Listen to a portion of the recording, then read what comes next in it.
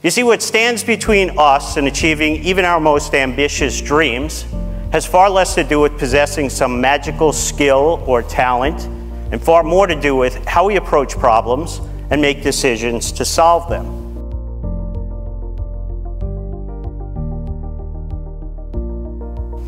And because of the continuous and compounding nature of all those millions of decisions that we face on a regular basis, even a marginal improvement in our process can have a huge impact on our end results. And I'll prove this to you by taking a look at the career of Novak Djokovic. Back in 2004, when he first became a professional tennis player, he was ranked 680th in the world. It wasn't until the end of his third year that he jumped up to be ranked third in the world. He went from making $250,000 a year to $5 million a year in prize money alone, and of course he did this by winning more matches. In 2011, he became the #1 ranked men's tennis player in the world. Now here's what's really interesting about all of these very impressive statistics. Novak doesn't control any of them. What he does control are all the tiny little decisions that he needs to make correctly along the way in order to move the probability in favor of him achieving these types of results. The type of marginal improvements that I'm talking about are easily achievable by every single one of us in this room. And I'll show you what I mean. From kindergarten straight through the second year of college, I was a really consistent C student. I thought, I want to make a change. I'm going to make a marginal adjustment. And I'm going to stop being a spectator in my decision making and start becoming an active participant. And so that year, instead of pretending again that I would suddenly be able to settle down and focus on things for more than 5 or 10 minutes at a time, I decided to assume I wouldn't. And so if I wanted to achieve the type of outcome that I desired, doing well in school, I was going to actually have to change my approach. And so I made a marginal adjustment. If I would get an assignment, let's say read 5 chapters in a book, I wouldn't think of it as 5 chapters. I wouldn't even think of it as 1 chapter. I would break it down into these tasks that I could achieve that would require me to focus for just 5 or 10 minutes at a time. So maybe 3 or 4 paragraphs, that's it. I would do that. When I was done with those 5 or 10 minutes, I would get up. I'd go shoot some hoops, do a little drawing, maybe play video games for a few minutes. And then I'd come back. Not necessarily to the same assignment, not even necessarily to the same subject, but just to another task that required just 5 to 10 minutes of my attention. From that point forward, all the way through to graduation, I was a straight A student. Dean's List, President's Honor Roll, every semester.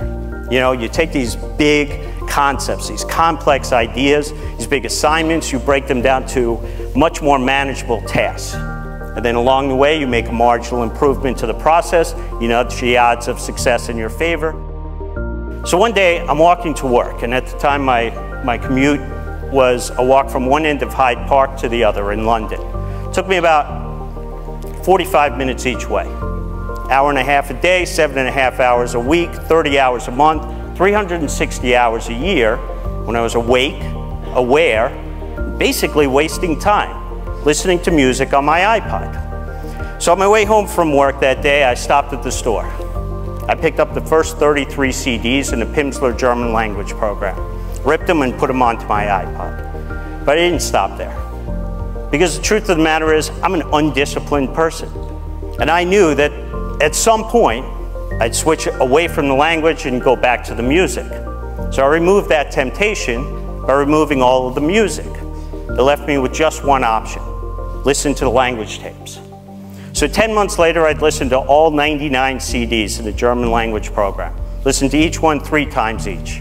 I then went to Berlin for a 16-day intensive German course. When I was done, I invited my wife and kids to meet me.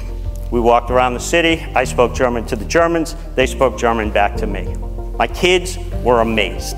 But you and I, we know there's actually nothing amazing about what I just done. I made this marginal adjustment to my daily routine, this marginal adjustment to my process. Und jetzt, ich spreche ein bisschen Deutsch. And now I can speak some German. And so in that moment, I'm thinking, it's not supposed to be this easy for a guy like me, an old guy, to learn a new language. You're supposed to have to do that when you're a kid. And yet here I had done it, this marginal adjustment. So what other big, ambitious goals I've been holding on to, putting off until retirement, that I could potentially achieve if I just made a marginal adjustment to my routine? So I started doing them. I earned my auto racing license. I learned how to fly a helicopter, did rock climbing, skydiving, and learned how to fly planes aerobatically. Well, if you're like me, back in 2007, you might have the same goal I had. I was just moving back from London. I was about 25 pounds overweight and out of shape, and I wanted to rectify that. So I could go the typical route. You know, I could write a check to a gym I'd never go to, or I could swear to myself that I will never again eat those foods that I love, but are doing all the damage. And I knew that going that route rarely results in the outcome you desire.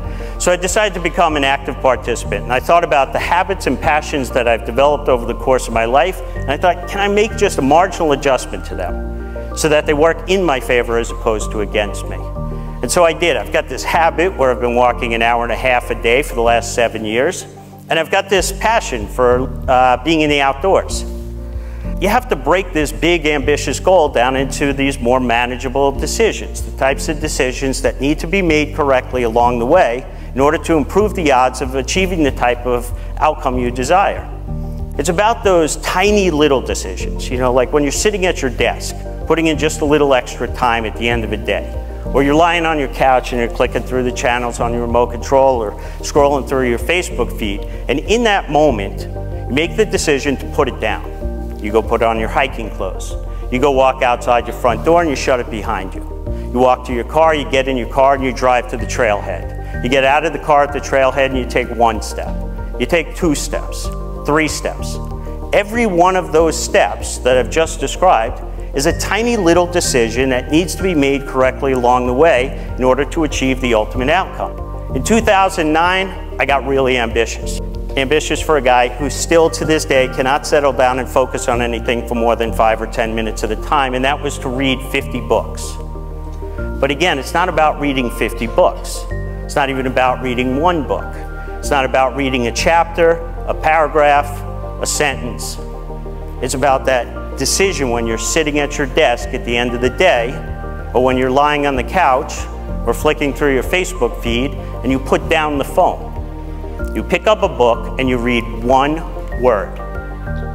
If you read 1 word, you'll read 2 words, 3 words. You'll read a sentence, a paragraph, a page, a chapter, a book. You'll read 10 books, 30 books, 50 books.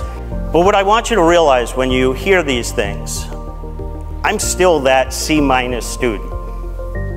I'm still that kid who can't settle down or focus for more than 5 or 10 minutes at a time, and I remain a guy who possesses no special gift of talent or skill. All I do is take really big, ambitious projects that people seem to marvel at, break them down to their simplest form, and then just make marginal improvements along the way to improve my odds of achieving them. And so the whole reason I'm giving this talk is I'm hoping to inspire several of you to pull some of those ambitious dreams that you have for yourself off the bookshelf and start pursuing them by making that marginal adjustment to your routine.